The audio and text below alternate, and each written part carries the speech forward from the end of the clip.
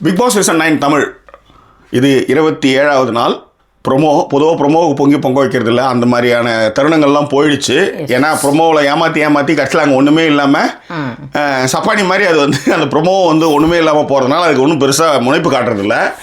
நம்ம ஏற்கனவே சொல்லியிருந்தோம், மரியாதை இல்லாமல் மரியாதை கிடைக்காமல் அந்த ஷோ வந்து உருப்படாது. ஏன்னா அங்கே ஹோஸ்ட்டுக்கு மரியாதை வேணும், அப்புறம் பிக் பாஸுக்கு மரியாதை வேணும், அதன் பிறகு உங்களுக்கு வந்து வீட்டு தலைக்கு ஒரு மரியாதை கொடுக்கணும், அப்போ தான் அந்த ஷோ வந்து உருப்படும் அப்படின்னு நம்ம சொல்லியிருந்தோம். அது மட்டும் கிடையாது, குறும்படம்ன்றது வந்து ஒரு விஷயம் வந்து நீங்கள் வந்து முழுசாக போட்டு ஒருத்தவங்க வந்து பேரை கெடுக்கணும், ஜூலி பேரை கெடுக்கிற மாதிரி நீங்கள் போடணும்னா சின்ன சின்ன விஷயங்களையாவது நீங்கள் குறும்படம் போட்டால் மட்டும்தான் ஒருத்தன் வந்து இப்போ இந்த பிக் பாஸ்ன்றதே வந்து குன்றேறி யானை போர் பார்க்கக்கூடிய ஒரு சுகமான ஒரு விஷயம். அது ஊராமுட்டில் வேணா அடிச்சுக்கிறா அதை பார்க்க போகிறோம் அப்படின்ற மாதிரி தான். ஸோ அந்த மாதிரி வந்து ஒருத்தவங்க உண்மைக்கு புறம்பாக எத்திக்கலாக விளையாடாமல் இருக்கும்போது நீங்கள் அதை வந்து சுட்டி காமிக்கும் போது தான் அது சுவாரஸ்யமாகும். அட்லீஸ்ட் நீங்கள் அந்த கேள்வியாவது வாரம் கேட்கணும். அந்த கேள்வியும் கேட்கறதில்ல. இது எதுவுமே கேட்காம எதுக்கு நீங்கள் ஒரு நிகழ்ச்சி நடத்திக்கிட்டு நம்ம வந்து காரசாரமாக 2-3 வீடியோ பதிவு பண்ணியிருந்தோம். ஸோ இன்றைய ப்ரொமோ பார்க்கும்போது அதெல்லாம் உடச்சிக்கிட்டு வந்திருக்காங்கன்ற மாதிரி ஒரு ஃபீல் இருந்தது. அதை பற்றி தான் இந்த எபிசோடில் பேச போகிறோம். அதற்கு முன்பாக நம்மோட இணைந்து உரையாட வந்திருக்கிறார். ஒன்றும் பிரச்சனை இல்லை, அவங்க சனிக்கிழமைன்றதுனால கூட்டு சரி நான் பேச போகும்போது நம்மளே பேசணும்னா அது கேஸ் ஆகிடும். நான் இருக்கிறேன், என்னை கூப்பிடாம நீ பண்ணுறியா அப்படின்ற மாதிரி ஆகிடும்னு வச்சுக்கோங்களேன். ஸோ அதுதான் மேட்ரு. ஓகே, ஒன்றும் இல்லை. ப்ரோமோ சொல்லுங்க. இல்ல ப்ரோமோலயே வந்து நம்ம என்ன ஃபீல் பண்றோமோ அந்த ஃபீலை காட்டுற மாதிரி இருந்தது. அதாவது ஒரு டிவி பார்த்துட்டு இருக்கும்போது ஒரு ஆடியன்ஸா நம்ம எப்படி ஃபீல் பண்ணுவோம், ஏன் அப்படி கத்திக்கிட்டே இருக்காங்க அப்படின்றதான் வந்து அவர் ஆக்ட் பண்ணியிருந்தாரு. கத்திக்கிட்டே இருக்கிறது வந்து நீங்க கான்ஃபிளிக்ட் வந்து ஒரு பிரச்சனையில உங்களுக்கு வந்து ஒவ்வாமை கருத்துக்கள் உண்டு, எல்லாருக்குமே இருக்கும். எல்லாருடைய கருத்துக்களும் ஏற்றுக்கணும்னு அவசியம் கிடையாது. இப்போ உதாரணத்துக்கு நம்ம ஆகாவில் வந்து நம்ம வந்து ஏற்கனவே பார்த்தது என்ன, அரோராவுக்கும் எஃப்ஜேவும் ஒரு க்ளோஸான ஒரு சீன்லாம் நம்ம வந்து எஃப்ஜேல வந்து ஒரு ஏதோ ஒரு சீரிஸ் பண்ணியிருக்காங்க. இந்த பிரச்சனையே இதுதான், எல்லாருக்கும் எல்லாரையும் தெரியுது, இங்க வந்து நடிக்கிறாங்க, அப்பயே அதனுடைய உண்மைத்தன்மை போகுதுன்னு வச்சுக்காங்களேன். கண்டிப்பா நீங்க வந்து யோசிச்சு பாருங்களேன். இப்போ வந்து விஜய் பார்வதியும் இவரும் நடிக்கிறாங்க, விக்கல்ஸும் ஆகாவெல்லாம் நடிக்கிறாங்க. ஸோ இண்டஸ்ட்ரியில் இருக்கிறவங்க எல்லாருமே ஒன்றா தான் ஓரளவுக்கு எல்லாருக்கும் தெரியும். ஆனால் நான் என்ன சொல்ல வரதுன்னா, நீங்கள் 2 பேரும் சேர்ந்தே நடிச்சிருக்கீங்க, நீங்கள் சேர்ந்தே நடிச்சிருக்கீங்க, சேர்ந்தே படம் சேர்ந்தே ஒரு விஷயம் பண்ணியிருக்கீங்கன்னும் போது அங்கேயே நம்பகத்தன்மை போகுது. நான் சொல்றது புரியுங்களா? நம்பகத்தன்மை போகுது ஜாக்கி. இதை இப்படி இன்னொரு விதமாக நீங்கள் எடுத்துகிட்டு வந்தீங்கன்னு வச்சுக்கோங்களேன். நாங்கள் பாட்டுக்கு வரோம், இப்போ ஆஃபீஸில் 2 கொலீக்ஸ் இருக்க மாதிரி நாங்கள் பாட்டுக்கு வரோம், நாங்கள் பாட்டுக்கு நடிச்சுட்டு போயிட்டோம், எங்களோட பர்சனல் தெரியாது, பிக் பாஸ் வீட்டில் வந்து தான் அது தெரியுதுன்ற மாதிரி கூட அர்த்தம் எடுத்துக்கிட்டாலுமே நீங்கள் கற்றுக்கிட்டே இருக்கும்பொழுது என்னன்னா, ஜாக்கி நிறைய நேரங்கள் சொல்லியிருக்காங்க, அதை இப்போ சொல்லிடுறேன். ஒருத்தர் வந்து நம்ம எல்லாருமே வாழ்க்கையில் யாராவது ஒருத்தர் மூலமாக அடக்கப்பட்டிருப்போம். ஏதாவது ஒரு வகையில நம்ம வந்து அவங்களுக்கு பெண்ட் பண்ணி போற மாதிரி இருந்திருக்கும், நம்மளால அவங்களை ஜெயிக்க முடியாத மாதிரி இருந்திருக்கும், ரொம்ப அந்த இடத்துல ஃப்ரஸ்ட்ரேஷனா இருந்திருக்கும். அந்த மாதிரி ஃப்ரஸ்ட்ரேஷன் இப்படி யாராவது ஒருத்தர் கத்தும் போது இன்னொரு ஒருத்தர் வந்தாங்கன்னு வச்சுக்கோங்களேன், அதை அடக்கிற மாதிரி இருந்தா மட்டும்தான் நமக்கு வந்து அந்த இது பிடிக்கும். உதாரணத்துக்கு வந்து அதுதான் நம்ம நிறைய வாட்டி சொன்னதுதான், ஒரு சரியான ஒரு எதிரி இருக்கும்பொழுது அதற்கு வந்து ஹீரோ ஒருத்தவங்க வரணும். சினிமா அதேதான். நீங்க தனி ஒருவன் வந்து படம் வந்து ஏன் ஜெயிச்சுது, ஒரு அட்டகாசமான அரவிந்த் சாமி மாதிரி ஒரு வில்லன், அவனை வந்து காலி பண்ணுற மாதிரியான ஒரு ஹீரோ ஜெயம் ரவி. ஸோ இதுதான் அந்த விஷயம்.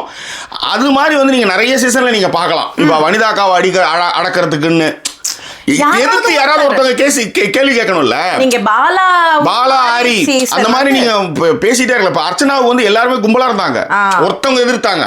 அந்த மாதிரி ஒரு கான்ஃபிளிக்ட வந்து டெமாலிஷ் பண்ற மாதிரி ஒரு பிரச்சனையை வந்து அடித்து நொறுக்கிற மாதிரியான கருத்துக்களை முன்வைக்கும் போது அது சுவாரஸ்யமா இருக்கும். அந்த மாதிரி இல்லாதப்ப நீங்க தான் வந்து இந்த மெகாஃபோன் வச்சு கத்தணும். ஏன்னா 25 நாள் அது பாரு பாஷா தான் இருந்தது. உண்மையை சொன்னா அதுதான். இதுல இன்னொரு பெரிய உருட்டு என்னன்னா, பாரு இல்லைன்னா அங்க கண்டென்ட்டே இல்லை அப்படின்றது. பாரு இல்லைன்னா கண்டென்ட்டே இல்லைன்னா கிடையாது. அப்புறம் எதுக்கு நீங்க பாரு மட்டுமே வச்சு நீங்க ஷோ நடத்திட்டு போலாமே, எதுக்கு? யார் மேல கேமரா பயணிக்கணும், யாரை காமிக்கணும், யாரை காமிக்க கூடாதுன்னு டீம் தான் முடிவு பண்ணுது. அப்ப இந்த சீசனை வந்து சொதப்பனதுல டீமுக்கும் ஒரு பங்கு இருக்குன்னு சொல்ல வரேன். நான் வந்து ஒரு 23-22 இன்னும் நம்ம 20 சொன்னோம்னு நினைக்கிறேன். இப்போ எப்ப பார்த்தாலும் இவங்களே வந்து பேப்பர்காரன் வர மாதிரி காலைல எல்லா ப்ரோமோ வந்துடுறாங்க. மற்றவங்க யாருமே அந்த வீட்டில் இல்லையா, சமைக்கலையா, அவங்களுக்குள்ள கான்ஃபிளிக்டே இல்லையா, அவ்வளோ வந்து என்ன சொல்றது, அருட்பெருஞ்சோதி தனிப்பெருங்கருணை மாதிரியா வாழ்ந்துட்டு இருக்காங்க அப்படின்னு நம்ம சொல்லும்போது நீங்க அவங்கள மட்டும்தான் ப்ரொமோட் பண்ணீங்க. அதனுடைய விளைவு தான் இந்த சீசன் வந்து இவ்வளவு வந்து நசநசத்து போனதுக்கான மிக முக்கிய காரணமாக நான் பார்க்குறேன். ஆக்சுவலி ஓகே, ஸோ இப்போ இந்த ஃபர்ஸ்ட் ப்ரோமோல வந்து போய் அவங்கள்ட்ட பேசிடலாமா அப்படின்னு சொல்லிட்டு சொல்லிட்டு அது என்ன சார் மெகாஃபோன் அது ஆமா, மெகாஃபோன். அதை வச்சுட்டு பேசுறாரு. மெகாஃபோன் இன்னும் சரியா சொல்லுங்க. அது என்னவோ ஆமா, அது ஒரு ஃபோன். அதை வச்சு கூட்டத்தை கட்டுப்படுத்தும் ஃபோன், அதிகமா சவுண்ட் கொடுக்கும். ஆமா, அவ்வளவுதான். அதை வந்து வச்சு பேசுறாரு. பேசி முடிச்சு காணும் பொங்கல் அன்னைக்கு போலீஸ் வந்து மெரினா பீச்ல வச்சுட்டு இருப்பாங்க, டிராஃபிக் சொல்லுவாங்க. நிறைய இடங்கள்ல. ஓகேவா?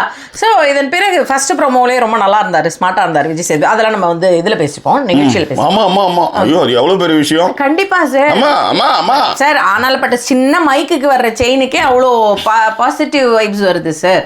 அந்த மாதிரி தானே. Okay okay okay. சரி, அடுத்து செகண்ட் ப்ரோமோல என்ன அப்படின்னு பாத்தீங்கன்னா, வீட்டுக்குள்ளார போறாரு. வீட்டுக்குள்ளார போகும்போது எல்லாரும் உட்காந்துருக்காங்க.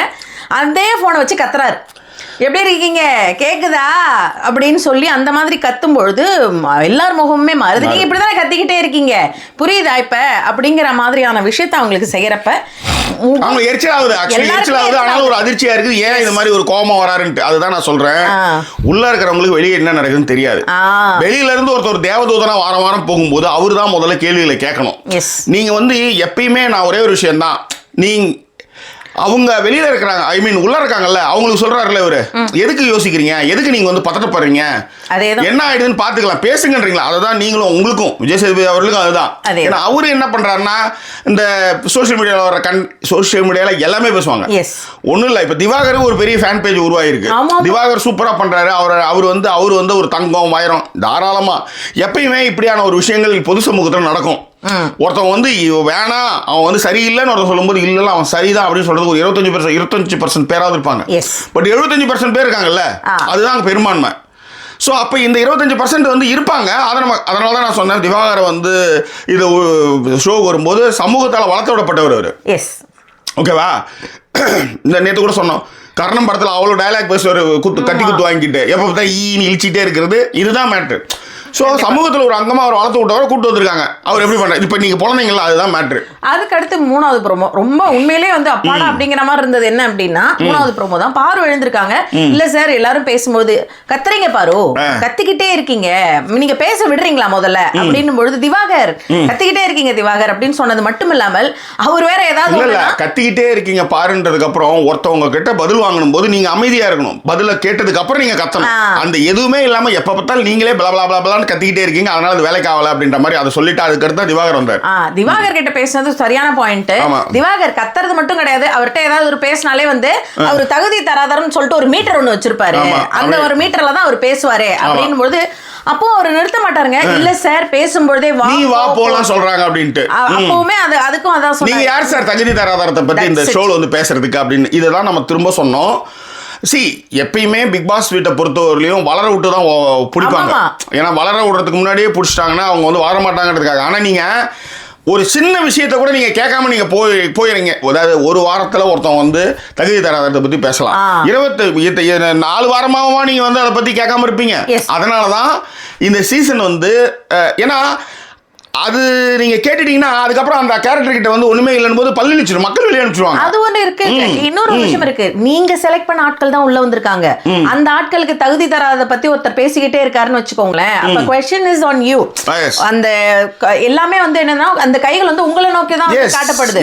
அந்த ஒரு தாட் ப்ராசஸும் உங்களுக்கு இருக்கணும். இல்ல நான் செலக்ட் பண்ணி நாம ஒரு டீமா வந்து எல்லா வேலையும் பார்த்து ஒருத்தவங்க உள்ள அமிச்சா அவங்களுக்கு என்ன நீ தகுதி தராத உங்களை அசிங்கப்படுத்துறாரு. அப்ப அதுக்கான கேள்விகளை கேட்கணும். அது வந்து 25 நாள் கழிச்சு தான் அந்த கேட்டிருக்காங்க. இந்த 3 புறமே சொல்றது ஃபயர் விடுற மாதிரி தான் இருந்தது. இப்படியே போச்சுன்னா இந்த சீசன் வந்து அடுத்த கட்டத்துக்கு போவோம். 5 வைல்டு கார்டுலாம் வராங்க போல இருக்கு. இந்த வாரம் ஃபுல்லும் வர மாதிரியும் இருக்குன்னு சொல்றாங்க. தெரியல எனக்கு. வாட் எவர் இட் இஸ், நம்ம ஒரு ஷோ பண்றோம். அந்த ஷோ மூலமா நம்மளுக்கும் அதனால பெனிஃபிட்லாம் இல்லாமல் இல்லை. சும்மா இந்த ஓலாக்காக நம்ம விட முடியாது. இதன் மூலமா நம்மளுக்கு நிறைய பேர் இருக்கிறாங்க. நாமளும் வந்து அதுல இருக்கிற விஷயங்களை நம்ம இயல்பு வாழ்க்கையில் என்னெல்லாம் நடக்குது, நம்ம அதை எப்படியான எதிர்கொள்வோம் அப்படின்றதுக்காக தான் இந்த ஷோவே பார்க்குறோம். ஆனா கெட்டவங்க மட்டும் ஜெயிச்சுக்கிட்டே இருக்கிற மாதிரியான ஒரு ஷோவா இந்த ஷோ போகும்போது தான் அப்ப ஒரு நாள் ஒன்று சொல்லுவார், சபரி சொல்லுவாரு, விக்கல் சொல்லுவார். அதாவது நான் இவ்வளவு கஷ்டப்பட்டு ஸ்கிட் என்னன்னோ பண்றேன், ஜஸ்ட் லைக் தட் கத்தி கத்தி வந்து ப்ரோமோல போயிட்டு தான். அப்ப நான்லாம் யாரு? ஏன்னா அவரை மாதிரி ஆட்களுக்கு இன்னொரு அவர் வந்து பேசுறாரு சார், திவாகர் சொல்லும்போதே சொல்றாரு, சும்மா காமெடியன்னு சொல்லிட்டு வந்து பண்ணிட்டு போயிடுவாங்க. யாராவது ஒரு ரியாலிட்டியா ஆக்ட் பண்ணணும் அப்படின்னாரு. ரியாலிட்டியா ஆக்ட் பண்ணணும். யார்? விக்கல் விக்ரம் சொல்றாரு. அவருடைய ஷோ அவ்வளவு போகுது. அதேதான். இவர் தனியா ஒரு கேமரா வச்சு அதை யோசிச்சு பாருங்களேன், இந்த கான்ஃபிளிக் தான். ஆனா அப்ப ஒருத்தன் நேர்மையா ஒருத்தன் ஒன்று பண்றான்ல, அப்ப அவனுக்கான வேல்யூ இல்லாம போகுது இல்ல. Yes. அதுதான் இங்க கேள்விகளுக்கு உள்ளாக்கப்படணும், கேள்விகள் கேட்கப்படணும் அப்படின்னு சொன்னது அதுதான். ஸோ எனிவே 3 ப்ரோமோவும் வந்து ஃபயரு. இப்படியே இதை எடுத்துட்டு போனீங்கன்னா ரொம்ப நல்லா இருக்கும். Anyway thank you so much. வேற என்ன என்ன மாதிரியான ஆட்களுக்கான நம்பிக்கையை காப்பாத்திருக்கீங்க விஜய். தேங்க்யூ. அதேதான். காஸ்டியூம் அப்புறம் பேசுறீங்க. சாயங்காலம் அடுத்த மெயின் எபிசோட்ல பேசுறேன்றீங்க. ஸோ எனிவே உங்கள் கருத்துக்களை பெருண்டுங்களை தெரியப்படுத்துங்க. இன்னும் வேறொரு எபிசோட் நாங்கள் சந்திரும். அது நன்றி கூறுவது உங்கள் ஜாக்கி சேகர் மற்றும் signing off.